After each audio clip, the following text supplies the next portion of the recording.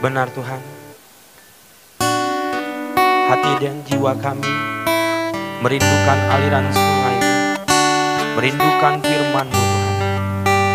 Hari ini Tuhan, kami buka hati dan pikiran kami untuk kami dibentuk, diperbaharui melalui kebenaran firman-Mu Tuhan. Karena firman-Mu adalah kekuatan bagi kami, perisai bagi kami. Firman-Mu yang menuntun jalan hidup kami Tuhan. Biarlah Tuhan, kami tundukkan hati dan pikiran kami untuk kami diberkati melalui kebenaran firman-Mu. Pakai hamba yang menyampaikan, urapi hamba, biar dalam keterbatasan hamba, Engkau Allah sendiri yang berbicara bagi hamba. Dan kami yang mendengarkan, kami hamba yang menyampaikan, kami sama-sama diberkati Tuhan. Di dalam nama Tuhan Yesus Kristus kami berdoa dan bersyukur. Amin. Ya, shalom, selamat malam bagi kita semua. Saya ingin mengajak kita membuka Alkitab kita di dalam 1 Tesalonika 5 ayat 18. 1 Tesalonika 5 ayat 18. Ayat ini paling sering kita baca. Tanpa kita baca pun pasti sudah hafal. 1 Tesalonika ayat pasal 5 ayat 18, demikianlah firman Tuhan. Mengucap syukurlah dalam segala hal, sebab itulah yang dikehendaki Allah di dalam Kristus Yesus bagi kamu. Sekali lagi saya akan bacakannya. Mengucap syukurlah dalam segala hal, sebab itulah yang dikehendaki Allah di dalam Kristus Yesus bagi kamu.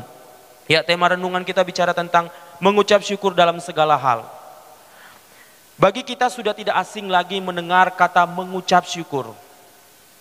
Kita mungkin sudah sering mendengar hamba-hamba Tuhan, bahkan kita melihat khotbah-khotbah di dalam YouTube ataupun di gereja-gereja dengan tema mengucap syukur.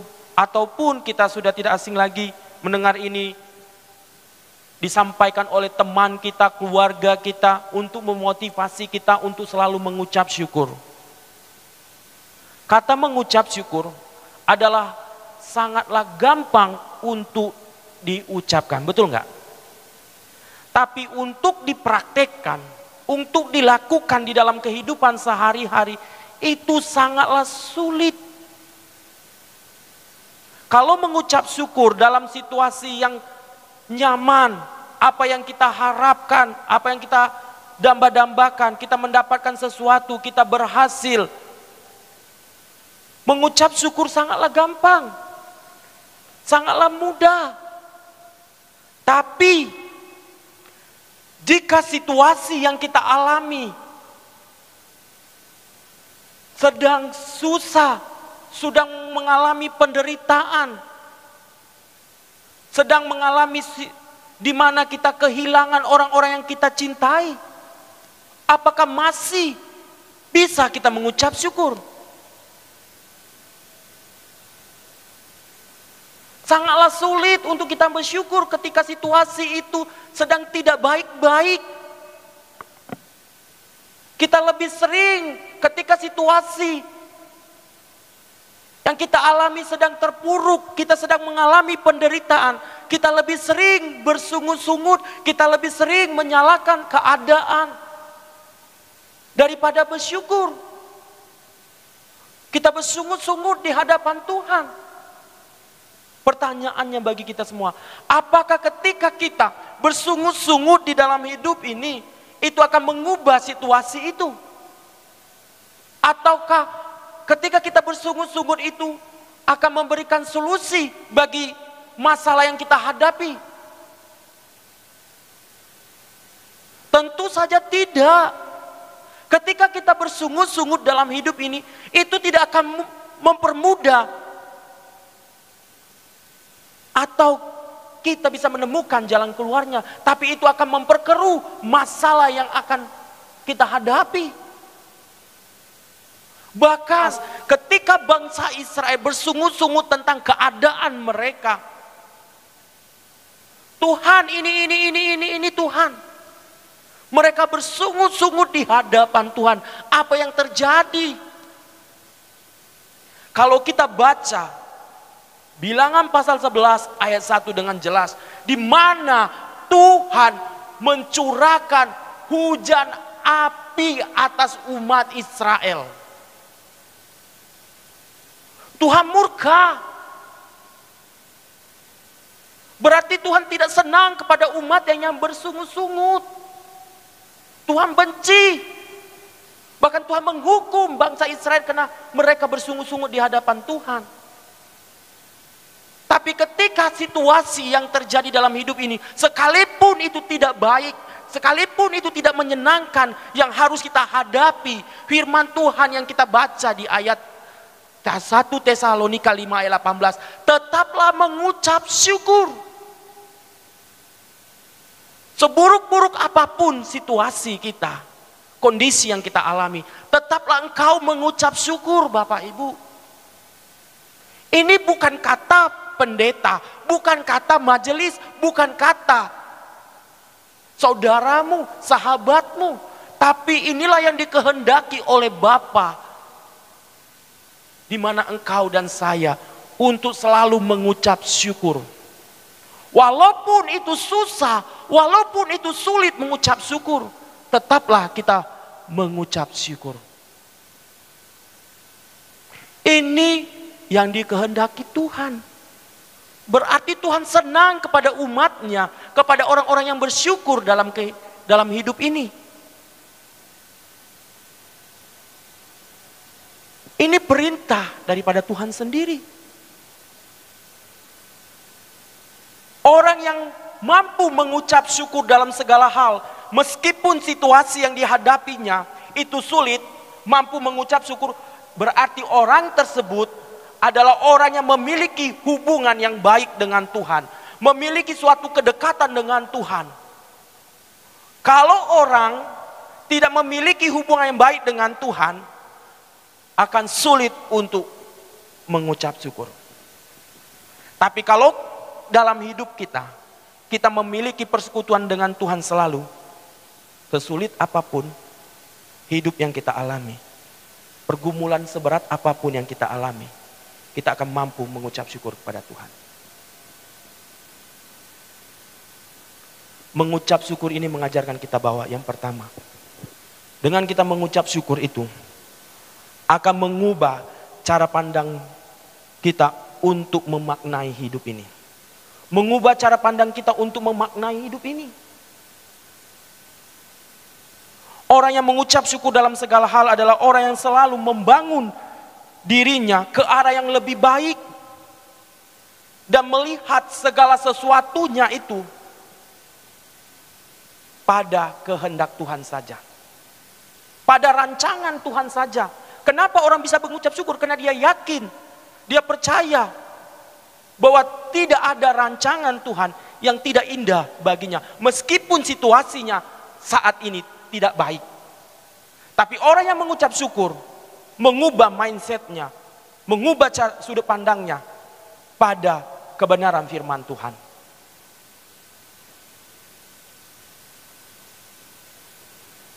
Roma 8 ayat 28. Rancangan Tuhan itu sangat baik.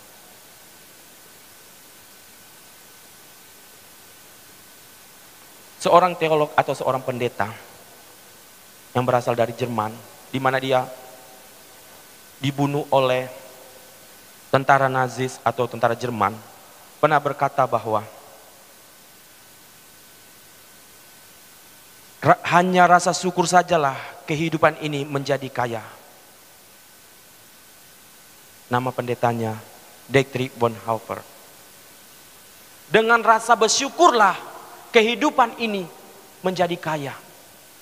Meskipun dia seorang hamba Tuhan yang diperhadapkan nyawanya oleh tentara Nazis, tapi dia mampu mengucap syukur, bukan kaya secara jasmani. Dia tahu bahwa ketika dia mengucap syukur, memperkaya kerohaniannya.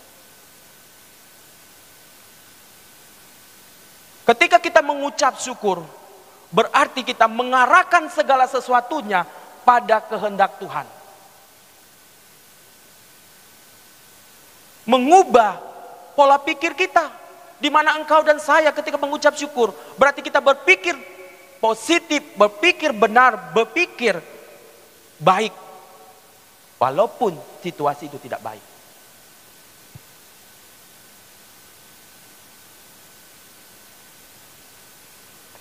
Dengan bersyukur adalah cara kita untuk menghargai apa yang kita miliki daripada kekurangan yang kita miliki.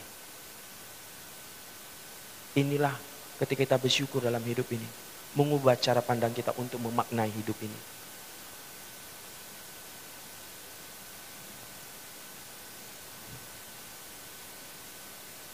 Kita tahu bahwa sekalipun mungkin engkau dan saya tidak memiliki kekayaan secara materi, tapi ketika engkau bersyukur dalam hidup ini, engkau sudah memperkaya hidupmu di dalam Tuhan.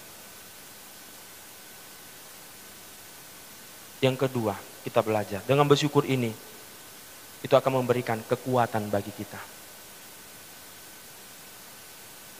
Hati yang bersyukur berarti di mana kita meletakkan kepercayaan kita atau iman kita hanya kepada Tuhan.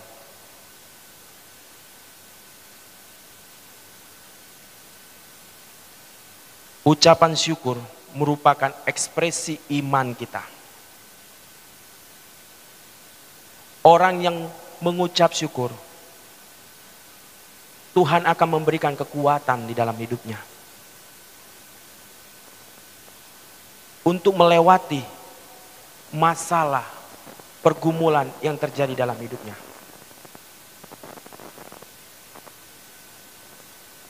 Bahkan Tuhan mampu memberikan pertolongan pada kita tepat pada waktunya ketika kita sedang bergumul.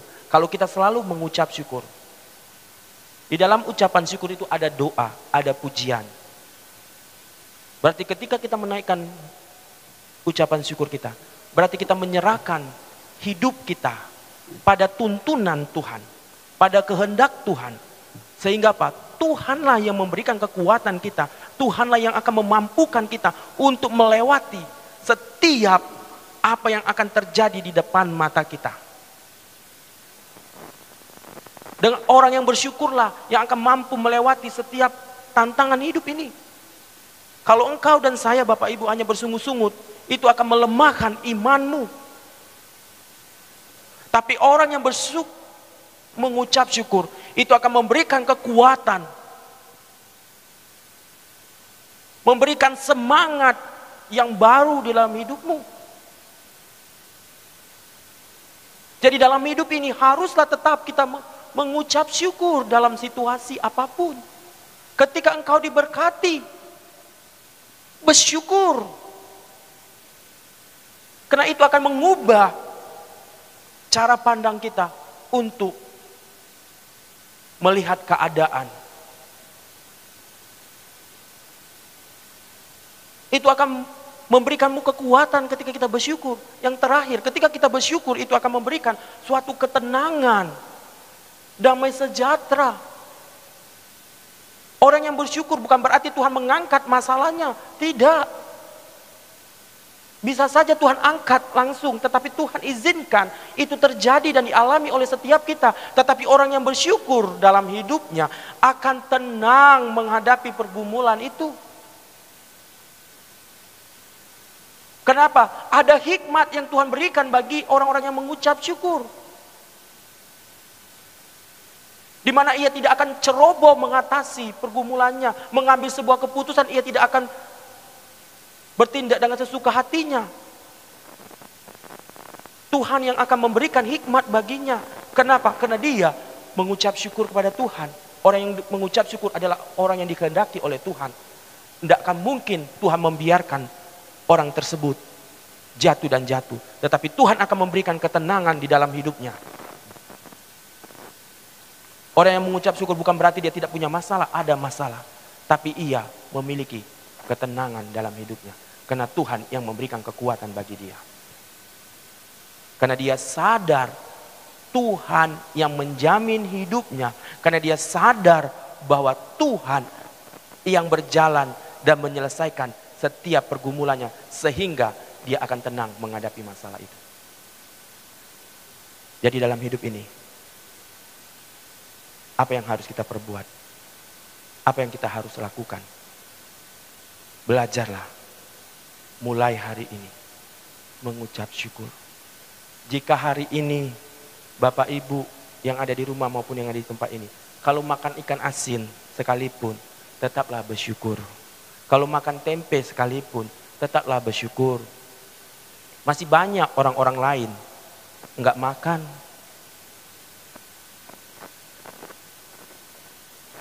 Naikkanlah ucapan syukur di hadapan Tuhan. Karena itulah yang dikehendaki Tuhan bagi kita semua. Amin buat kebenaran firman Tuhan. Mari kita berdoa. Bapa kami di dalam kerajaan surga, terima kasih Tuhan untuk kebenaran firman-Mu yang mengajarkan kami Tuhan untuk kami selalu bersyukur dalam hidup ini. Ampuni jikalau kami selama ini hanya selalu bersungut-sungut, menyalahkan keadaan, ampuni kami Tuhan. Tapi melalui firman-Mu kami diingatkan, apapun yang terjadi dalam hidup kami mau tetap bersyukur atas segala kekuatan, hikmat, dan cinta kasih Tuhan dalam hidup kami. Dan hari ini hamba-Mu sudah selesai berbicara, tetapi firman-Mu tidak akan pernah putus-putusnya berbicara bagi kami. Di dalam nama Tuhan Yesus Kristus kami berdoa. Amin.